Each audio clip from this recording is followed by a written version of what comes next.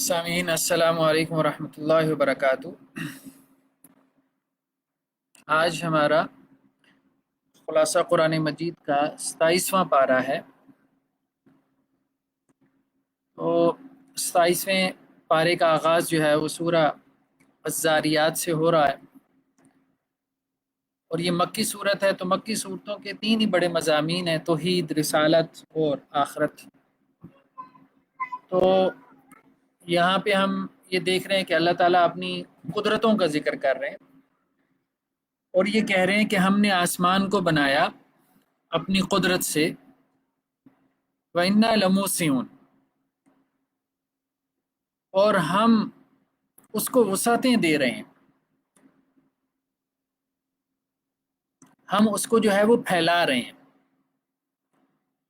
इससे बाज़ जो हमारे यहाँ जदीद मुफस्सिरीन हैं उन्होंने ये नुक्ता निकाला है कि ये बेसिकली उस कॉन्सेप्ट की तरफ इशारा है कि जो बाज़ साइंटिस्ट ने कहा है कि हमारी ये जो यूनिवर्स है ये फैल रही है, ये एक्सपेंड कर रही है, इसकी एक्सपेंशन हो रही है। यानी बिग बैंग के बाद से, वो खैर उनका अपना जो भी कॉन्सेप्ट है बिग बैंग का, तो उसके बाद से जो स्टार्स हैं, जो गैलेक्सीज हैं, ये एक दूसरे से दूर जा रहे हैं, दूर जा रहे हैं, इनके दरमियान का फासला बढ़ता चला जा रहा है। तो बाद जदीद मुफस्सिरीन ने इसको उसके साथ जोड़ने की कोशिश की है, लेकिन बहरहाल ये एक तफसीर बिर राय है। तफसीर बिर राय है तो तफसीर बिर राय जो है वो बाज़ औक़ात सही होती है और बाज़ औक़ात जो है वो सही नहीं होती। लेकिन यह है कि तफसीर बिर राय करने की इजाज़त है उस शख्स को जो उसकी अहलियत रखता हो और उन शराइत के मुताबिक करे जो शराइत तफसीर बिर राय के लिए ज़रूरी हैं। तो इन पे हमने तफसीली जो है वो रोशनी डाली है अपने उसूल तफसीर के कोर्स में, जो तकरीबन जो है वो 10 लेक्चर्स पे मुश्तमिल है। रिफ़ा यूनिवर्सिटी में दिया गया था, तो इंशाअल्लाह से जल्दी मैं उसको अपलोड भी कर दूंगा अपने यूट्यूब चैनल पे। तो बहरहाल ये साइंसी तफसीर हमारे यहाँ जदीद मुफस्सिरीन करते हैं उसको, लेकिन उसकी कुछ जो है वो उसके लिए कुछ हुदूद व क़ुयूद हैं जिनको मलहूज़ रखना बहुत ज़रूरी है। तो अल्लाह ताला ने एक तो यहाँ पे आसमान का तज़किरा किया कि हम आसमान को वसअतें अता कर रहे हैं और हम ही आसमान को वसअतें अता करने वाले हैं। ये भी तर्जमा ठीक है कि अल्लाह ताला ने आसमानों को बहुत वसी बनाया और ज़मीन को हमने बिछा दिया, और क्या ही खूब हमने उसको बिछाया।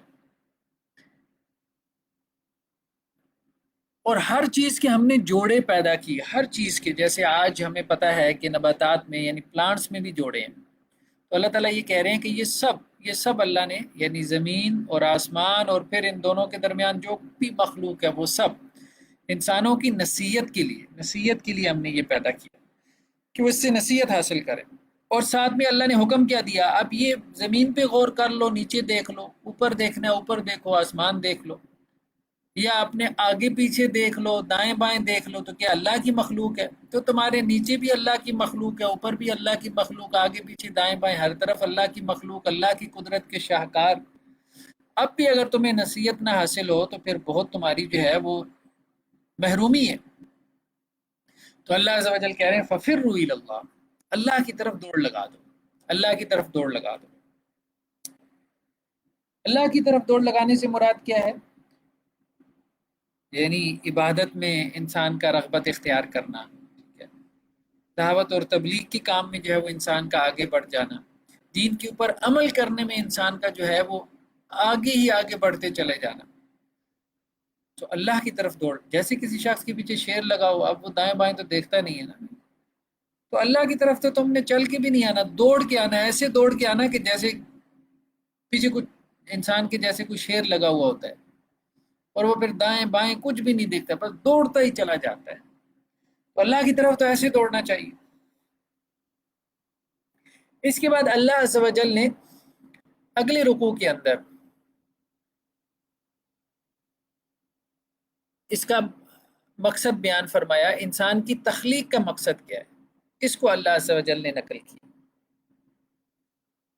और फरमाया वमा खलक़तुल जिन्न वल इंसा इल्ला लियअबुदून, کہ ہم نے جنوں اور انسانوں کو اپنی عبادت کے لیے پیدا کیا، یعنی مقصد زندگی کیا ہے، آبجیکٹو کیا ہے، کیوں اللہ نے دنیا میں بھیجا ہے؟ عبادت کے لیے، سب سے بڑا آبجیکٹو یہی ہے۔ دیکھیں آج بہت ساری دینی تحریکیں کھڑی ہوئی ہیں مختلف آبجیکٹیوز لے کے، بہت ساری جماعتیں بنی ہیں مختلف آبجیکٹیوز لے کے، بہت سارے ادارے وجود میں آئے ہیں مختلف آبجیکٹیوز لے کے۔ اللہ تعالیٰ کیا کہہ رہے ہیں کہ سب دینی آبجیکٹیوز جو ہیں وہ ایک بڑے آبجیکٹیو کی تکمیل کے لیے ہونے چاہیے، اور وہ کیا ہے کہ لوگوں کو اللہ کا بندہ بنانا ہے۔ اگر آپ کی تحریک، آپ کی جماعت، آپ کا ادارہ، ٹھیک ہے، لوگوں کو بندگی کے اوپر نہیں لے کے آ رہا، اگر آپ کا دینی کام، آپ کی دعوت، آپ کی تبلیغ لوگوں کو بندگی کے اوپر نہیں لے کے آ رہی، تو وہ مقصد حاصل نہیں ہو رہا جس مقصد کے لیے اللہ تعالیٰ نے انسان کو پیدا کیا۔ تو اولین مقصد، پہلا مقصد کیا؟ پہلا مقصد کیا؟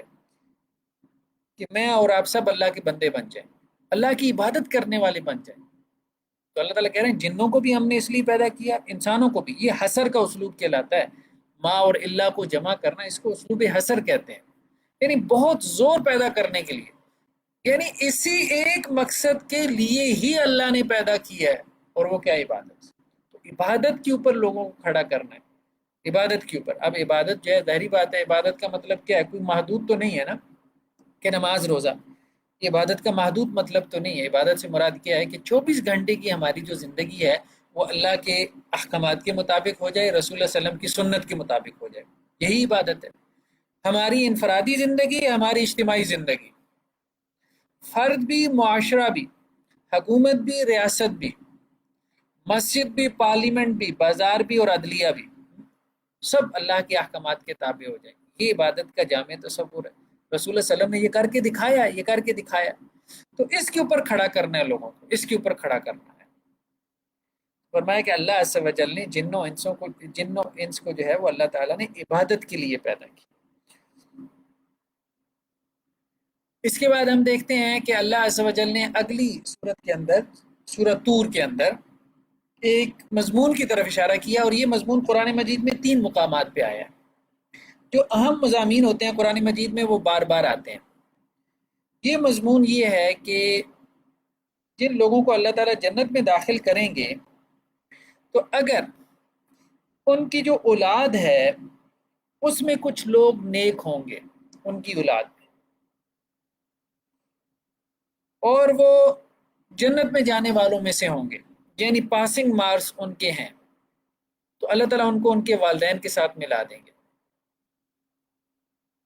تو اللہ تعالیٰ یہ کہہ رہے ہیں کہ جو لوگ ایمان لے کے آئے اور پھر ان کی جو آنے والی نسل ہے انہوں نے ان کی کیا کی؟ پیروی کی، وہ بھی ایمان لے آئے، تو قیامت والے دن ہم کیا کریں گے؟ ان کی اولاد کو ان کے والدین کے ساتھ کیا کریں گے؟ جمع کر دیں گے۔ الحقنا بہم ذریتہم، یعنی جنت میں ان کے ساتھ ان کو جمع کر دیں گے۔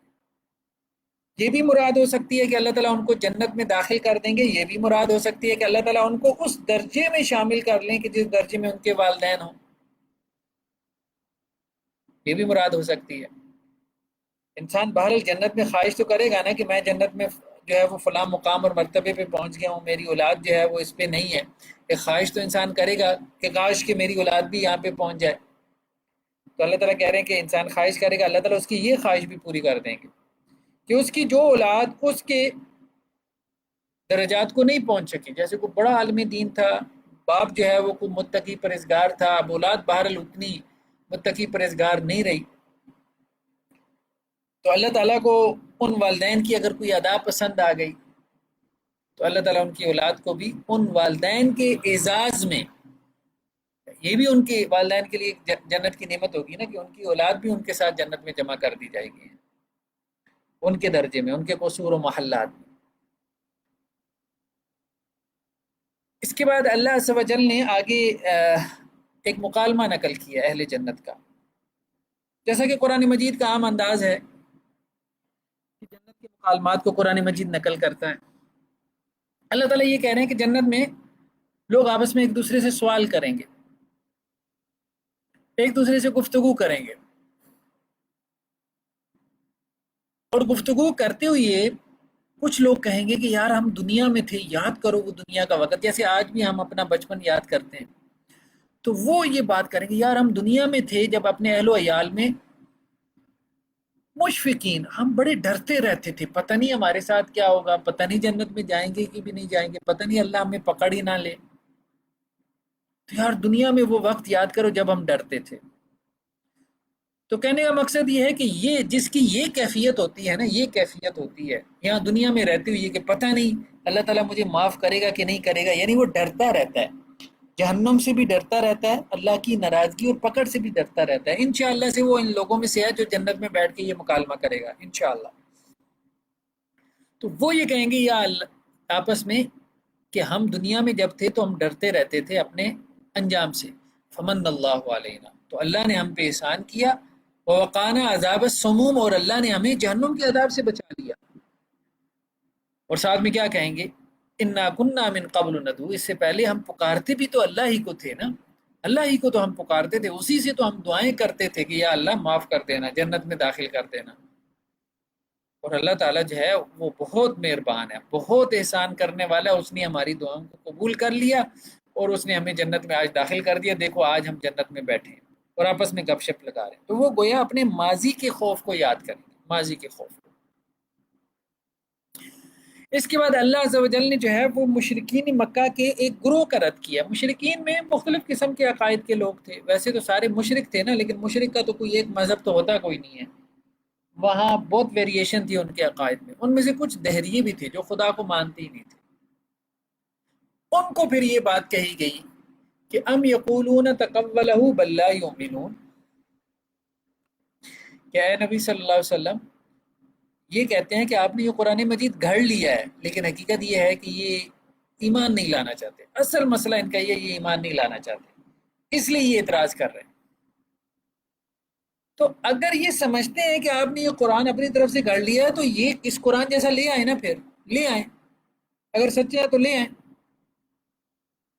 پھر اللہ تعالیٰ نے کہا کہ یہ اس پہ کیوں نہیں غور کرتے، ہم خلقوا من غیر شیء ام هم الخالقون، دو صورتیں ہیں، یا تو انہوں نے اپنے آپ کو خود پیدا کیا ہے، یہ کلیم تو یہ کرتے نہیں ہیں کہ بھئی ہم نے اپنے آپ کو خود پیدا کیا ہے، ایسا بیوقوف تو کوئی بھی نہیں ہے دنیا میں جو یہ کہے کہ میں نے اپنے آپ کو خود پیدا کیا۔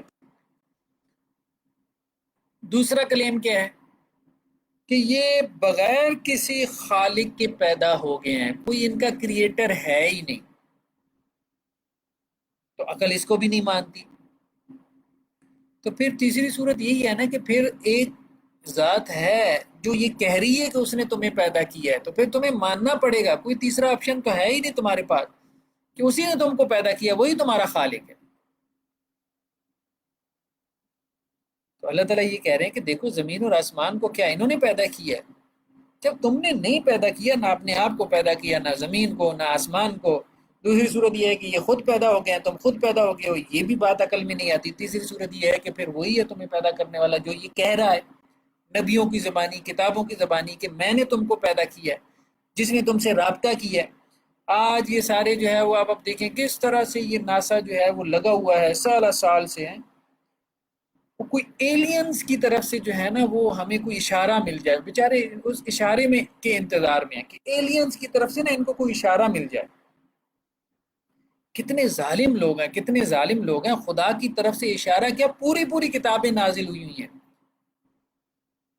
آسمانوں سے اتری ہوئی ہیں، لیکن وہ ظالم جو ہے وہ اس کی طرف توجہ کرنے کو تیار نہیں ہے۔ اور بعض اوقات آپ کبھی یہ ناسا کی جو ایلینز کے حوالے سے جو ہسٹری آپ اٹھا کے دیکھیں، آرٹیکلز اٹھا کے دیکھیں، انسان حیران رہ جاتا ہے، بے وقوفی کی انتہا تک پہنچی ہوئی ہیں۔ بعض اوقات ان کے اپنی جو ہے وہ لیب میں آنے والی آوازیں جو مائکرو ویو سے آ رہی ہوتی تھی، ان کو ایلینز کی آواز سمجھ کے انہوں نے پتہ نہیں کیا گل کھلانا شروع کر دی، بعد میں پتہ چلا تو وہ تو اپنی لیب میں پڑی ہوئی مائکرو ویو سے آنے والی آواز تھی۔ یعنی یہ ظالم لوگ جو ہے اس دنیا کے علاوہ کسی وجود کا اقرار کر رہے ہیں، اپنے آپ سے کسی کو برتر سمجھتے ہیں، کوئی ہم سے سپیریئر مخلوق ہے جو آسمانوں میں ہے، اور اس کی طرف سے جو ہے وہ انتظار میں بھی ہیں۔ اور اب ان کو کوئی کسی جن کی طرف سے کوئی آواز بھی آ جائے نا تو یہ سارے اس کے سامنے سجدہ ریز ہو جائیں، اس کو ایلین سمجھ کے۔ اس حد تک جو ہے یہ لوگ جاہل ہیں، اس حد تک یہ لوگ جاہل ہیں۔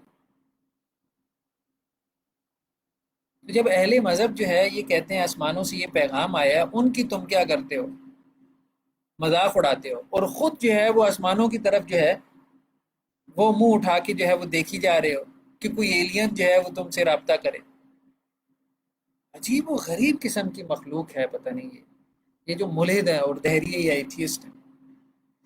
اس کے بعد سورہ نجم ہم دیکھتے ہیں۔ سورہ نجم کے شروع میں وہی معراج کا واقعہ بیان ہوا، اور اس میں اللہ کے رسول صلی اللہ علیہ وسلم نے جو معراج کا سفر کیا اس کی کچھ جو ہے وہ منازل اور اس کے کچھ مراتب کا تذکرہ ہے۔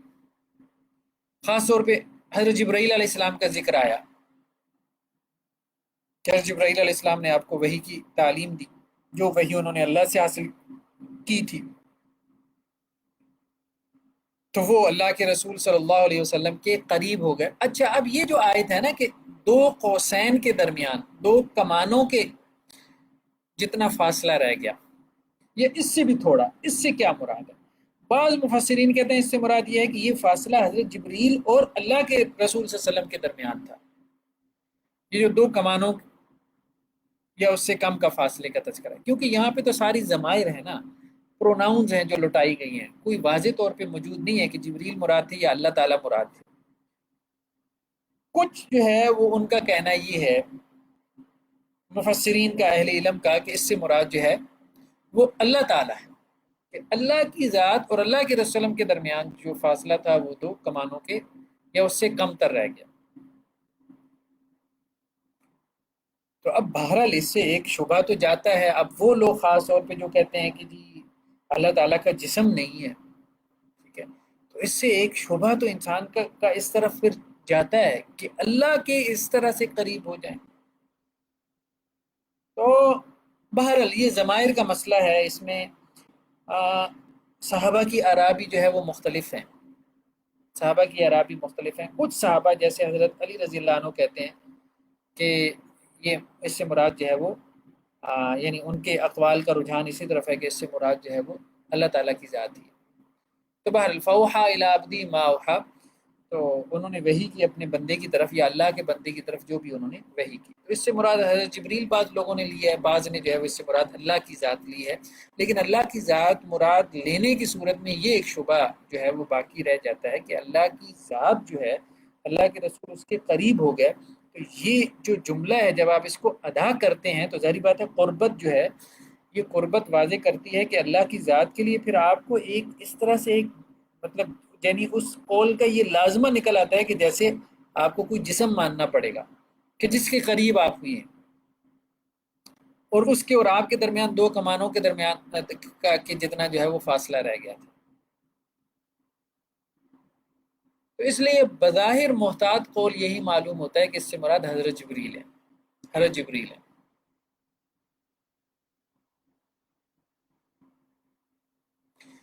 اس کے بعد اللہ کے رسول کو جو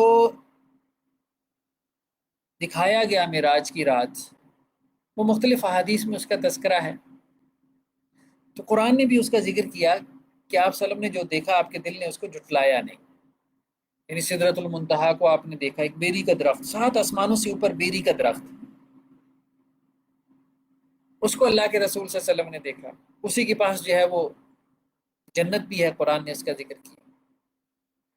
اور پھر اس بیری کے درخت کے اوپر جو کچھ چھا رہا تھا وہ اللہ کے رسول صلی اللہ علیہ وسلم نے دیکھا۔ تو پھر قرآن نے بھی آگے جا کے ایک بات کی ہے، لقد رأى من آیات ربہ الکبریٰ، آپ صلی اللہ علیہ وسلم نے اپنے رب کی بڑی بڑی نشانیاں دیکھی ہیں۔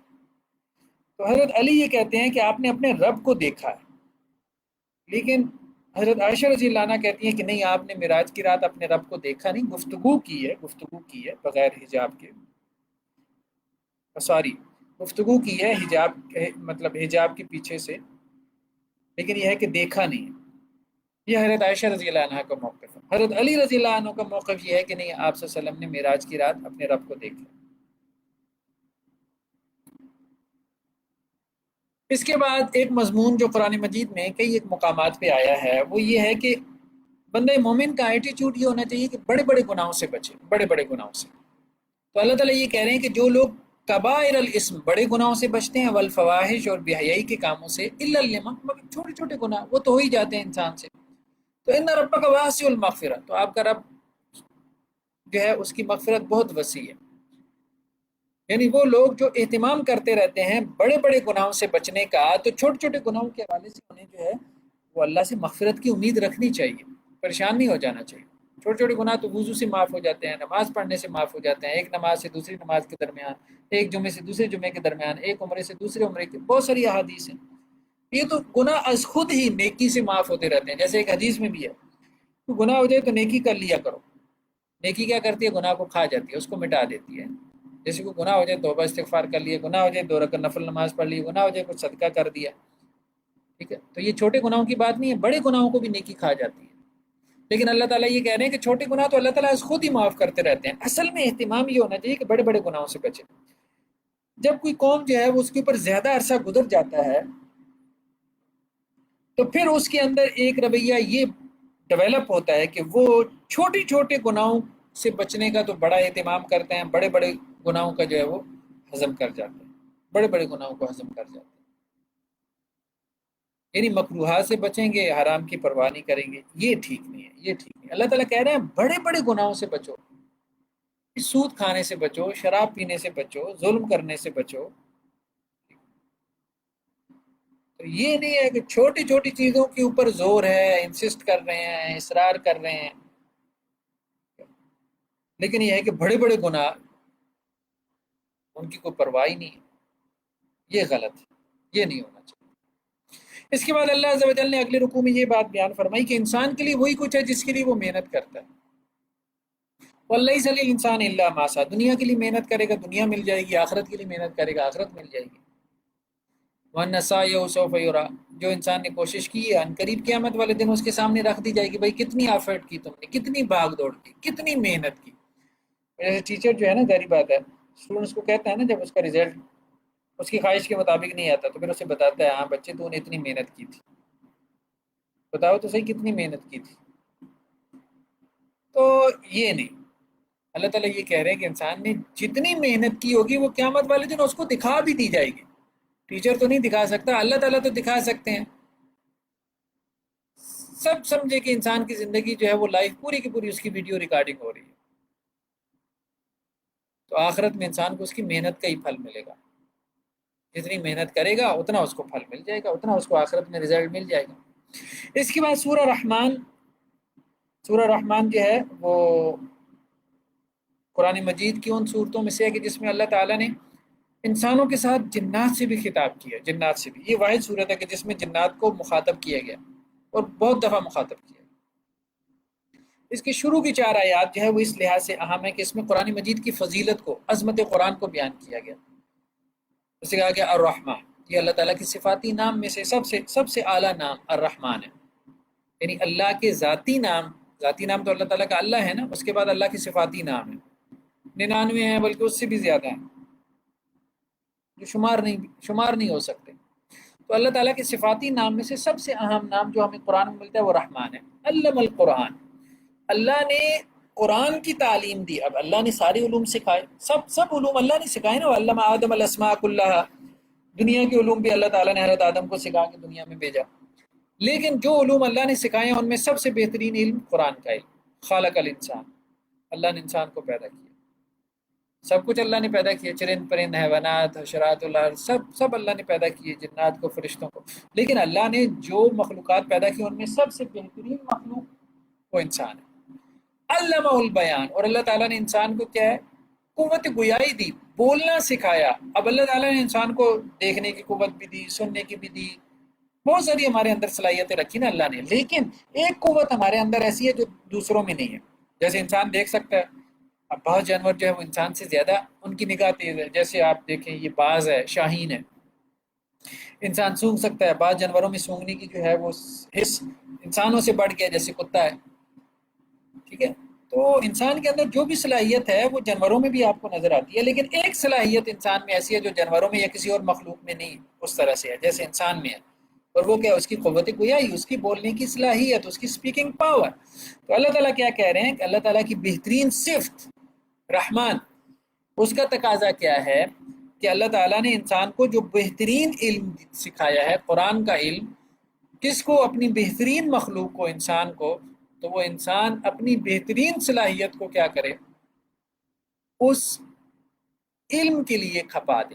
جیسے اللہ کے وسلم نے فرمایا نا کہ خیرکم من تعلم القرآن، تم میں سے بہترین، بیسٹ آف یو، یہ صحابہ سے کہا، صحابہ تو سارے بہترین تھے، لیکن کہا تم میں سے پھر وہ بہترین ہے کہ جو قرآن سیکھتے اور سکھاتے ہیں، قرآن پڑھتے اور پڑھاتے ہیں. تو بہرحال قرآن پڑھنا اور پڑھانا یہ قاری صاحب، یہ حافظ صاحب ہیں، مطلب ان کا کام نہیں ہے، سب لوگوں کا کام، سب لوگوں کا کام. جو بہترین ہونا چاہتا ہے اللہ کی نظر میں وہ قرآن کا معلم بن جائے، قرآن کا متعلم بن جائے یا معلم بن جائے، قرآن کا اسٹوڈنٹ بن جائے یا ٹیچر بن جائے. اگلے رکوع میں اللہ عز و جل نے قیامت کے دن کا نقشہ کھینچا ہے، اور خاص طور پہ جو ہے وہ رزلٹ، جیسے رزلٹ ڈے ہوتا ہے بچوں کا، اب بچوں کا جب رزلٹ ڈے ہوتا ہے تو سب کو پتہ ہوتا ہے، بلکہ پوری کلاس کو پتہ ہوتا ہے رزلٹ اناؤنس ہونے سے پہلے کہ اس بچے نے پوزیشن لینی ہے، فرسٹ نہ لے گا تو سیکنڈ لے لے گا، اور اس نے فیل ہونا ہے یہ بھی پتہ ہوتا ہے، اور یہ بھی پتہ ہوتا ہے فلاں نے پاس ہونا ہے، یہ سب کو پتہ ہوتا ہے. تو یہاں پہ بھی اللہ تعالیٰ نے یہی بات کی ہے کہ میدان حشر میں جب لوگ جمع ہوں گے تو جن و انس سے ان کے گناہوں کے بارے میں پوچھا نہیں جائے گا کہ بھئی تم نے کیا گناہ کیے، پوچھا نہیں جائے گا، بلکہ یعرف المجرمون بسیماہم، مجرم اپنے چہروں سے پہچانے جائیں گے، اس کا چہرہ بتا دے گا، اس کے چہرے کے اوپر چھائی ہوئی سیاہی بتا دے گی، وہ کالک بتا دے گی کہ یہ مجرم ہے، یا وہ شرمندگی اور ندامت بتا دے گی کہ یہ مجرم ہے. تو ان کو قدموں سے اور ان کی پیشانیوں کے بالوں سے پکڑ کے گھسیٹ کے ان کو جہنم میں پھینک دیا جائے گا. تو یہ وہی بات ہے نا کہ جیسے فیس ایکسپریشن جو ہے قیامت والے دن حساب کے لیے میزان لگانے سے پہلے یا رزلٹ اناؤنس ہونے سے پہلے ہی فیس ایکسپریشن بتا دیں گے کہ جی یہ بندہ کیا کما کے لایا، اور یہ فیس ایکسپریشن ہر آدمی کے بتا دیں گے کہ یہ بندے نے محنت کی ہے کہ نہیں کی. اور اگلی آیات میں اللہ تعالیٰ یہ کہہ رہے ہیں کہ ہاں جس نے دنیا میں زندگی گزاری اللہ سے ڈر ڈر کے گزاری، اللہ سے ڈر ڈر کے، یہ بڑی بات ہے، اللہ سے ڈر ڈر کے زندگی گزارنا، کسی کسی کو یہ نصیب ہوتا ہے. تقویٰ چھوٹی چیز نہیں ہے، بہت بڑی چیز ہے. تو جس نے زندگی اس طرح سے گزاری کہ یار ایک دن اللہ کے سامنے پیش ہونا ہے، اللہ کے سامنے کھڑا ہونا ہے، اللہ تعالیٰ پوچھیں گے میرے بندے یہ کیا تو نے، یہ کیوں کیا، یہ کس لیے کیا. تو یہ جو خیال آتا ہے جن کو، جو اس طرح سے ڈر ڈر کے زندگی گزارتے ہیں، اللہ تعالیٰ کہہ رہے ہیں جنتان، ان کے لیے دو جنتیں ہیں، دو جنتیں، ایک بھی نہیں دو جنتیں ان کو ملیں گی. بعض روایات میں یہ بھی آتا ہے کہ ایک جنت وہ ہوگی جس کی ہر چیز سونے کی ہوگی، اور ایک جنت وہ ہوگی جس کی ہر چیز چاندی کی ہوگی. اس کا اس کے گھر، اس کی مٹی، اس کا گارا، اس کے درخت، سب. تو دو جنتوں کا اللہ تعالیٰ نے جو ہے وہ وعدہ کیا ہے. اس کے بعد اللہ تعالیٰ یہ بھی کہہ رہے ہیں کہ ان دو جنتوں کے علاوہ بھی دو جنتیں ہیں، دو جنتیں ہیں مدہامتان، جو بہت گہری اور سرسبز ہوں گی، بہت گہری اور سرسبز. اب اس سے کیا مراد ہے؟ بعض مفسرین نے یہ کہا ہے کہ یہ چونکہ جنات کا بھی تذکرہ ہے نا، تو جنات کی جنت ان کے حساب سے، یعنی جیسے ان کی جسم و جان کے تقاضے ہیں ان کے حساب سے، اور انسانوں کی جنت جو ہے وہ اپنے جسم و جان کے تقاضوں کے حساب سے ہوگی. ٹھیک ہے، کیونکہ انسانوں کا مادہ تخلیق اور ہے نا، اور جنات کا مادہ تخلیق اور ہے. تو اللہ تعالیٰ نے دونوں قسم کی جنتوں کا جو ہے وہ خوب تفصیل سے تذکرہ کیا ہے سورہ رحمان میں. اور کچھ مفسرین اس طرف گئے کہ یہ جو دو جنتوں کا اللہ تعالیٰ نے تذکرہ کیا یہ بیسیکلی شہری اور بدوی زندگی کا تقابل کیا ہے، کہ جو شہری مزاج کے اوپر دنیا میں رہے اور شہری مزاج کو پسند کرتے تھے تو ان کی جنت ان کے حساب سے ڈیزائن ہوگی، اور جو لوگ دیہاتی زندگی میں رہتے تھے اور دیہاتی زندگی کو پسند کرتے تھے تو ان کی جنت ان کے حساب سے ڈیزائن ہوگی. تو اس طرح اللہ تعالیٰ نے دو جنتوں کا تقابلی مطالعہ کیا ہے سورہ رحمان کے اندر. تو وہ اگر آیات کی تراجم میں آپ غور کریں نا تو وہ دو جنتیں نظر آتی ہیں. ایک جنت میں جو ہے یہ ذکر ہے کہ خیمے لگے ہوں گے اور ان کے اندر ان کی حوریں بیٹھی ہوئی ہوں گی. اب خیمے، ظاہری بات ہے یہ بدوی زندگی ہے، ڈیزرٹ میں جا کے جو ہے وہ خیمے لگانا، عربوں میں بدوؤں میں اس چیز کو پسند کیا جاتا ہے، کیونکہ ایک بڑی تعداد جو ہے وہ ڈیزرٹ میں صحرا میں رہتی ہے، بدوی زندگی گزارتی ہے. تو ان کے حساب سے ان کی جنت کی نعمتوں کا تذکرہ کیا. اس کے بعد سورہ الواقعہ ہے. سورہ واقعہ کے بارے میں بہرحال یہ روایت موضوع ہے کہ جی جو اس کو رات سونے سے پہلے پڑھے تو اس کے رزق میں اضافہ ہو جاتا ہے، ایسی کوئی روایت ثابت نہیں۔ باقی قرآن جہاں سے بھی پڑھیں آپ، قرآن جہاں سے بھی پڑھیں، قرآن میں برکت ہے، قرآن میں شفا ہے، تو قرآن پڑھنے کے بعد اللہ سے دعا کریں، اللہ تعالیٰ رزق کے دروازے کھولیں گے۔ لیکن کوئی اسپیسیفک ایسا نہیں ہے۔ سورہ واقعہ کے بارے میں کہ سورہ واقعہ جو ہے یہ قیامت کا تذکرہ ہے، قیامت کا ذکر ہے، اس میں تفصیل سے قیامت کا تذکرہ، جنت کا، جہنم کا، اور اہل جہنم کا اور اہل جنت کا تفصیل سے۔ تو اللہ عز و جل جو ہے وہ یہ کہہ رہے ہیں کہ قیامت والے دن تین گروہ بن جائیں گے۔ ایک وہ جو السابقون الاولون ہوں گے، یعنی دین میں بہت آگے بڑھ جانے والے وہ لوگ ہوں گے۔ ایک وہ جو داہنی طرف والے ہوں گے، یعنی جو پاس تو ہو گئے لیکن اے پلس گریڈ میں نہیں ہے۔ السابقون الاولون تو وہ ہے نا جو اے پلس گریڈ میں پاس ہوئی ہے، اے گریڈ میں پاس ہوئی ہے۔ کچھ ایسے ہیں جو بی یا سی گریڈ میں پاس ہونے والے ہیں، ٹھیک ہے، یہ داہنی طرف والے ہیں، اصحاب الیمین ہیں۔ اور کچھ ایسے ہیں جو فیل ہی ہو گئے، یہ اصحاب الشمال ہیں، بائیں طرف والے۔ تو اللہ تعالیٰ نے سب سے پہلے جو ہے وہ سابقون الاولون ان کی جنتوں کو بیان کیا اور کہا کہ یہ کون ہے؟ یہ تو مقرب ہے، یہ اللہ تعالیٰ کے مقربین ہیں، قریبی لوگوں میں سے ہوں گے۔ سلۃ من الاولین، پہلے لوگوں میں سے ایک بڑی جماعت ہوگی، وقلیل من الاخرین، اور پچھلوں میں سے تھوڑے ہوں گے۔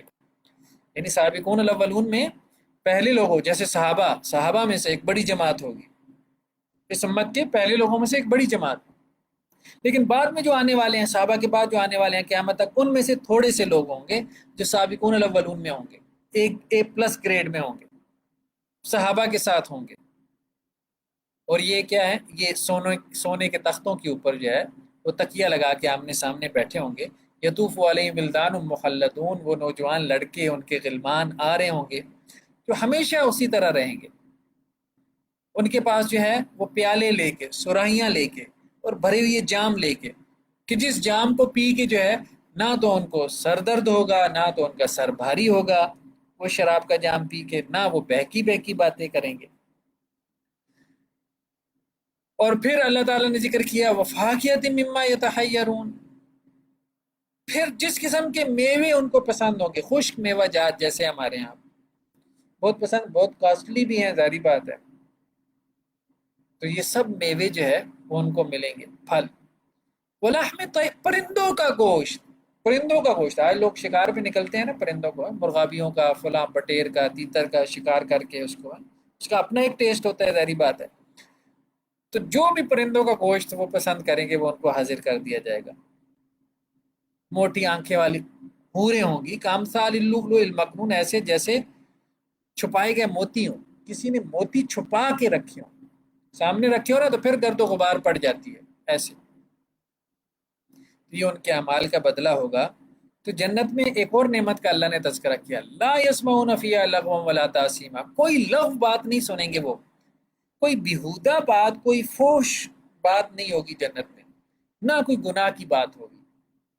یعنی وہاں انسان جو ہے وہ آپس میں گفتگو کریں گے، ٹھیک ہے، لیکن کوئی بیہودہ کلام نہیں کرے گا۔ اسے پتہ چلتا ہے کہ وہی لوگ جنت میں داخل ہوں گے نا جنہوں نے اپنا تزکیہ کر لیا ہوگا۔ اللہ قیلا سلام سلام، ہر طرف بس سلام سلام کی آواز آ رہی ہوگی، سلام سلام سلام۔ بلکہ حدیث میں آتا ہے کہ انسان جو ہے وہ ہر وقت جیسے ذکر میں ہوگا، لیکن یہ ذکر انٹینشلی نہیں کرے گا، یہ ذکر اس کا اس طرح سے جاری ہوگا جیسے سانس جاری ہوتی ہے، ایسے جاری ہوگا۔ اس کے بعد اللہ تعالیٰ نے اصحاب الیمین کا تذکرہ کیا، دائنی طرف والے ہیں، یعنی جو یہ بھی جنت میں جائیں گے، جیسے اللہ کے رسول نے کہا جنت کے 100 درجات ہیں، 100 گریڈز ہیں۔ اب ظاہری بات ہے 100 درجات میں کوئی سب سے اوپر والے درجے میں ہوگا جس کو جنت الفردوس کہا گیا، کوئی اس سے نچلے، کوئی اس سے نچلے درجے میں۔ تو اصحاب الیمین کا تذکرہ، دائنی طرف والے جو جنت میں چلے گئے ہیں لیکن اونچے درجات میں نہیں، تو کہا ان کے لیے بیری کے درخت ہوں گے، اور وہ بیری کے درختوں میں کانٹے نہیں ہوں گے، ان کے لیے کیلوں کے درخت ہوں گے، تہ دہ تہ کیلے لگی ہوئی، اور ان کے لیے لمبے لمبے سائے، جیسے ہم نادر ایریاز میں جاتے ہیں نا، لمبے لمبے سائے کے درخت ہوتے ہیں۔ اور اسی طرح ان کے لیے پانی ہوگا، یہ آبشاروں کا پانی، گرتا ہوا پانی، ڈھیروں پھل، نہ کوئی روک ٹوک ہوگی، نہ ان میں کوئی کمی ہوگی۔ اور ان کے لیے جو ہے وہ اونچے اونچے جو ہے وہ جیسے فرش لگائے گئے ہوں گے، نشستیں سجائی گئی ہوں گی، اور ان کے لیے اللہ تعالیٰ نے جو ہے وہ ان کے نکاح میں کنواری عورتیں جو ہے وہ اللہ تعالیٰ دیں گے، حوریں عرباً اترابا، جو ہم عمر ہوں گی ان کے، اور پیار جتلانے والی، پیار کا اظہار کرنے والی ہوں گی ان سے۔ تو یہ سب وہ چیزیں ہیں نا جو انسان کو دنیا میں آزمائشوں کے بدلے میں ملیں گی۔ جیسے کہ پہلے بھی یہ گفتگو آئی، دنیا میں شراب سے انسان اپنے آپ کو روکتا ہے، اللہ تعالیٰ نے اس جنت میں اس کو وہ نعمت دے دی۔ دنیا میں انسان اپنے آپ کو زنا سے، اڈلٹری سے روکتا ہے، حرام کاری بدکاری سے روکتا ہے، اللہ تعالیٰ اس کو جنت میں وہی نعمت دیں گے، وہی نعمت دیں گے۔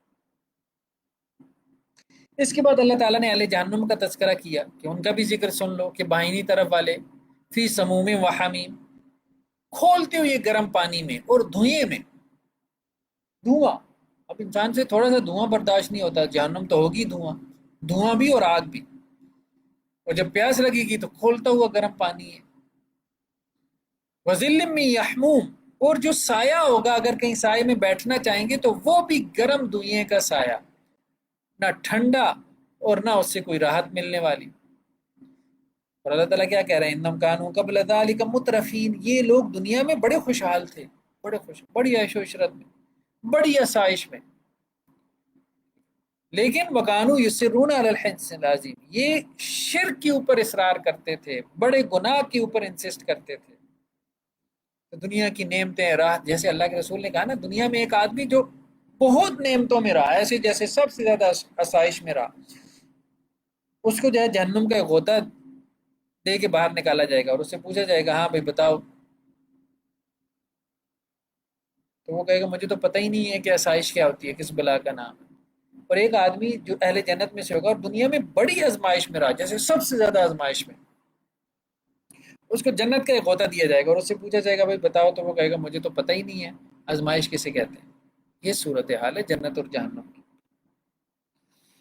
اس کے بعد آخری رکوع میں اللہ تعالیٰ نے موت کا تذکرہ کیا۔ موت کا بھی ذکر قرآن مجید میں کافی مقامات پہ آتا ہے، انسان کی یاد دہانی کے لیے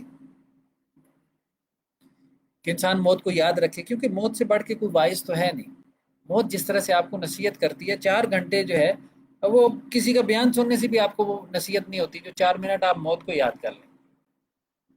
تو اللہ تعالیٰ قرآن مجید میں بار بار موت کا تذکرہ کرتے ہیں۔ تو اللہ تعالیٰ یہاں پہ بھی ان آیات میں بھی یہ کہہ رہے ہیں کہ دیکھو جب وہ جان تمہاری سانس جب اٹک جائے گی، ہنسلی میں جا کے اٹک جائے گی، گردن میں جا کے اٹک جائے گی، اور جو ریلیٹیو ہوتے ہیں، رشتہ دار ہوتے ہیں، وہ دیکھ رہے ہوتے ہیں ان کا رشتہ دار جا رہا ہے، ان کا پیارا جا رہا ہے، اس کی جان نکل رہی ہے، وہ تڑپ رہا ہے۔ تو اللہ تعالیٰ کیا کہتے ہیں، وَنَحْنُ أَقْرَبُ إِلَيْهِ مِنْكُمْ، ہم اس مرنے والے کے زیادہ قریب ہوتے ہیں تم سے، یعنی جو تم اس کے سرانے کھڑے ہوتے ہو یا اس کے بستر پہ بیٹھے ہوتے ہو، لیکن تم ہمیں دیکھ نہیں رہے ہوتے، ہم تم سے بھی زیادہ قریب ہوتے ہیں۔ یہاں اللہ تعالیٰ کیا کہہ رہے ہیں، اگر تم یہ سمجھتے ہو کہ تمہارے اوپر کسی کا بس نہیں چلتا، کوئی تمہارے اوپر کوئی اتھارٹی نہیں ہے، کوئی خدا نہیں ہے، ٹھیک ہے، تو خدا تو اس کو لے کے جا رہا ہے، یہ جو تمہارا رشتہ دار ہے اس کی روح تو اللہ تعالیٰ قبض کر رہے ہیں، ترجعون ان کنتم صادقین، تو تم اس کو لٹاؤ، اس کی روح ذرا واپس تو ڈالو، اس کو ذرا بچاؤ تو صحیح، اس کو 2 4 دن اور زندگی دے کے تو دکھاؤ، اگر تم سچے ہو کہ کوئی خدا نہیں ہے، کوئی لے کے جانے والا نہیں۔ یہ بھائی موت سے بڑھ کے کیا چیز ہوگی جو تمہیں بتائے کہ تمہارا تو اپنے اوپر بس ہی نہیں چلتا، وہ تم نہ چاہنے کے باوجود دنیا سے چلے جاتے ہو۔ کون مرنا چاہتا ہے؟ کوئی بھی نہیں مرنا چاہتا۔ تمہارے پاس اتنے بڑے بڑے ہاسپٹل، اسپیشلسٹ، دنیا کی مال و دولت، بادشاہتیں، ایک سب کچھ ہے۔ مائیکل جیکسن کو دیکھیں آپ نے، پوری اس کے پاس ڈاکٹروں کی ایک ٹیم ہوتی تھی، وہ یہ کہتا تھا کہ میں جو ہے نا وہ 100 سال زندہ رہ کے دکھاؤں گا، میرے خیال میں شاید کوئی 55 سال کی عمر میں مر گیا۔ اللہ تعالیٰ کو اس کا یہ جملہ پسند نہیں آیا۔ تو اب انسان جو ہے وہ کیا ہے، جب اللہ تعالیٰ نے اس کا وقت لکھا ہے، اور ایک عام دیہاتی آدمی جس بیچارے کو جو ہے وہ کوئی سیدھی طرح سے دوائی بھی نہیں ملتی، وہ 100 سال گزار جاتا ہے، وہ 100 سال، اور وہ جس کے پاس ڈاکٹروں کی ٹیم تھی، ٹھیک، جو ہے وہ وقتاً فوقتاً اپنا میڈیکل چیک اپ کرواتا رہتا تھا کہ مجھے کوئی ایسی بیماری تو نہیں ہے. سب اس نے اپنی احتیاطیں سب کچھ کیا ہوا تھا. تو وہ 55 سال کی عمر میں چلا گیا. تو اللہ تعالیٰ یہاں پہ یہی بات کہہ رہے ہیں کہ تمہارے اوپر اگر کسی کا اختیار نہیں چلتا تو کون تمہیں لے جاتا ہے؟ تم تو نہیں مرنا چاہتے، پھر کیوں مر جاتے ہو؟ وقت سے پہلے کیوں مر جاتے ہو؟ اتنی عمر ہی گزار جاؤ جتنی عام طور پہ لوگ گزارتے ہیں. کوئی ایوریج عمر بھی تو ہوتی ہے نا.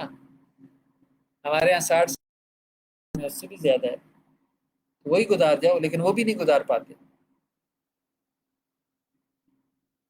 اس کے بعد اللہ عز و جل نے جو ہے وہ اگلی جو صورت ہے سورہ حدید میں جو ہے وہ خاص طور پہ انفاق فی سبیل اللہ کا تذکرہ کیا، اللہ کے راستے میں خرچ کرنے کا ذکر کیا، اس کی فضیلت کو بیان کہا کہ اللہ کے راستے میں خرچ کرو.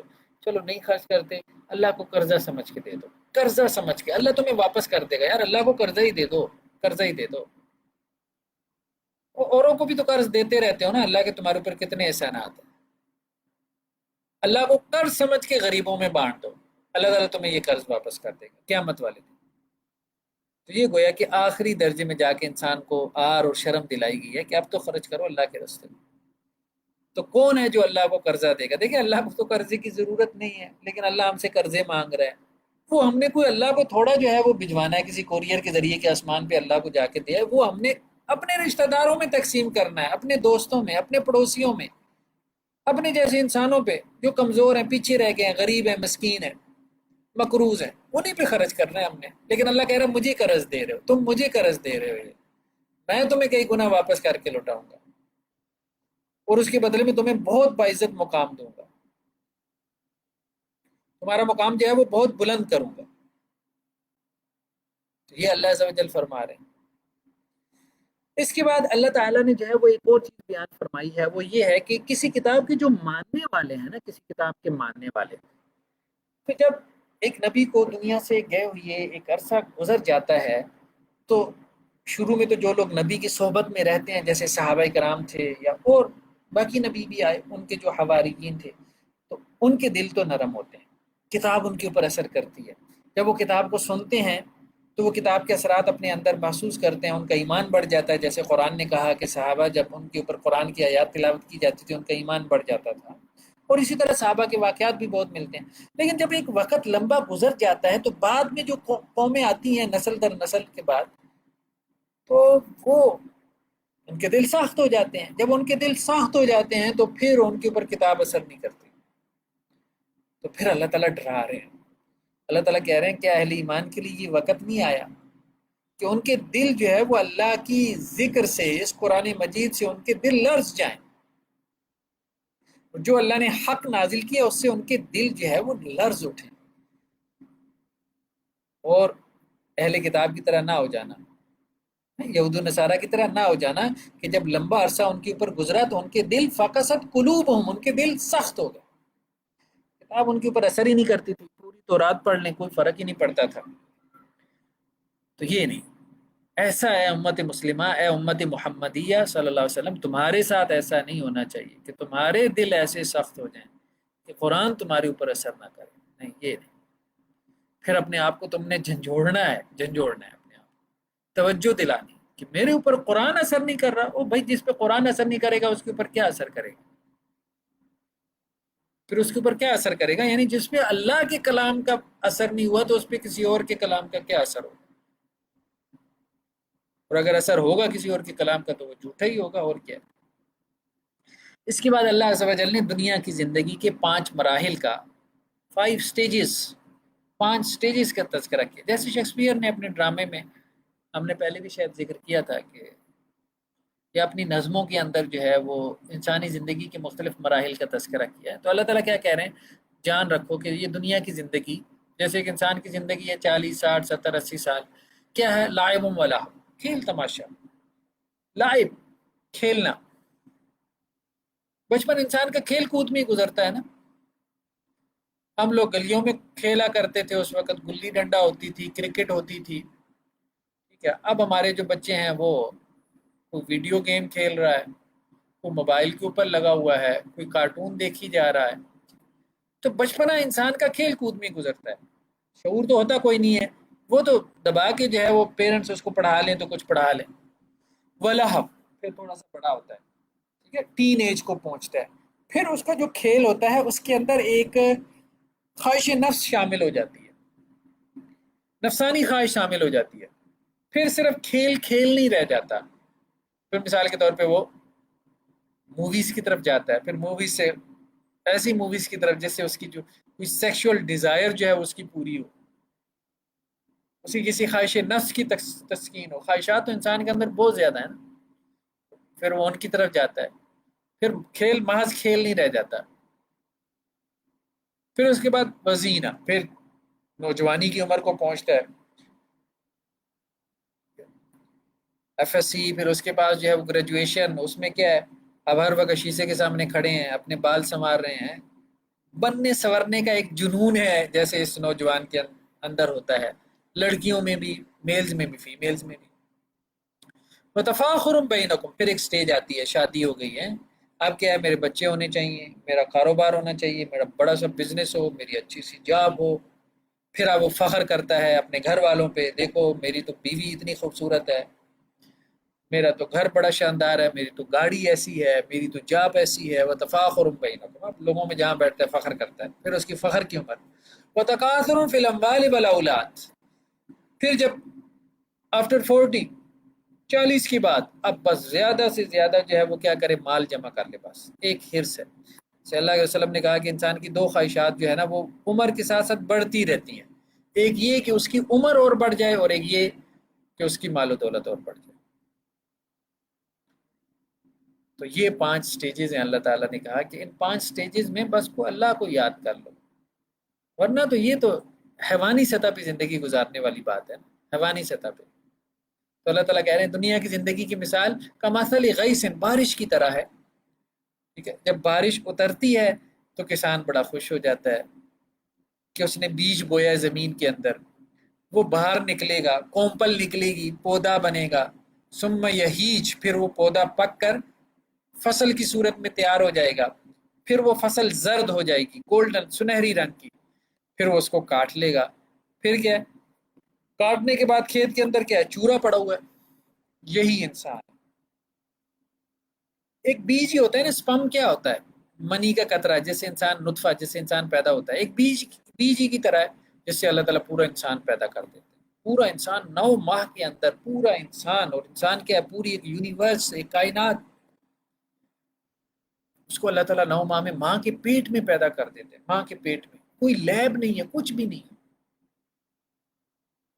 اللہ تعالیٰ اسے آنکھیں بنا دی، کان بنا دیے، اللہ تعالیٰ نے اس کا اسٹومک بنا دیا، اس کی وینز بنا دی، اس کی ہڈیاں بنا دی، اس کا سر، چہرہ، اور اس کے بعد مطلب کیا کچھ نہیں اللہ نے بنا دیا، کیا کچھ نہیں، کہ ان میں سے کوئی ایک چیز بھی آپ دنیا کی بہترین لیبس کے اندر تیار نہیں کر سکتے. ایون کہ ایک بال تک نہیں تیار کر سکتے.